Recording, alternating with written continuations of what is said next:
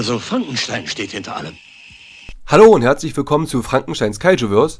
Bei uns kommt es auf die Größe an. Diesmal gibt es 25 Fakten zum legendären Schmetterling Mothra. Mothra wurde von 3 Autoren geschaffen. Ihre Geschichte wurde in der Zeitung Asahi Weekly 1961 veröffentlicht. Zu Mothra gehören ihre 2 Priesterinnen. Sie treten bis auf 3 Filmen immer zusammen mit ihr auf. Mothra ist das zweithäufigste Kaiju, welches in den Godzilla-Filmen auftritt. Insgesamt kommt sie auf 12 Filme. Sie ist das einzige Kaiju innerhalb der Godzilla-Reihe, welches eine eigene Filmreihe hat. Mothra ist eines der wenigen Kaijus, welches in der Showa, Heisei und Millennium-Ära auftaucht. Außerdem hatte sie 2019 ihren ersten Auftritt im Monsterverse.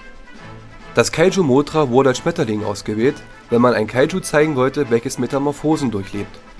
Das Larvenkostüm, welches in Mothra bedroht die Welt von 1961 zu sehen ist das größte, was die Toho jemals gebaut hat. Im Inneren hatten 9 Schauspieler Platz. Der Mothra-Song wurde von Regisseur Honda, Produzent Tanaka und Autor Sekizawa geschrieben. Insgesamt stirbt Mothra als Schmetterling 6 Mal. Die Filme Mothra bedroht die Welt von 1961 und Godzilla, Mothra, Mechagodzilla, Tokyo SOS von 2003 spielen in derselben Timeline.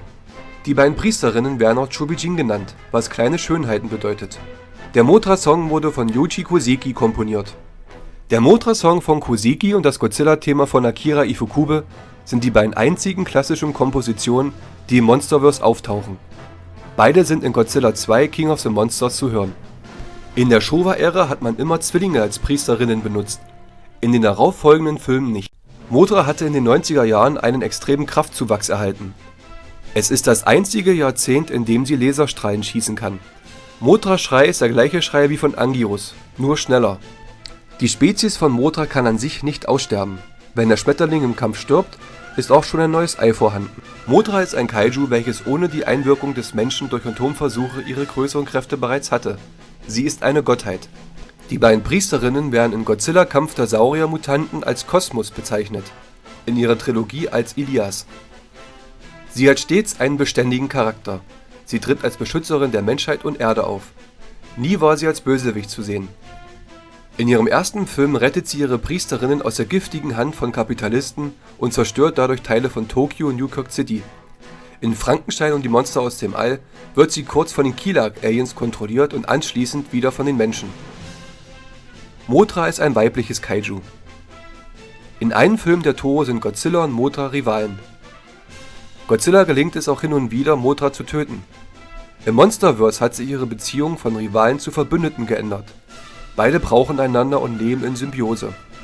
Für Regisseur Ishiro Honda ist Mothra die japanische Version von King Kong, allerdings ohne tragisches Ende. Der Mothra-Song wird nicht auf Japanisch gesungen, sondern auf Indonesisch.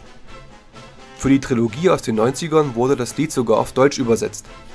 Nach dem überragenden Erfolg von Godzilla Kampf der Saurier-Mutanten von 1992 wollte Effektregisseur Koichi Kawakita im Nachfolger Godzilla gegen Mecha Mothra antreten lassen.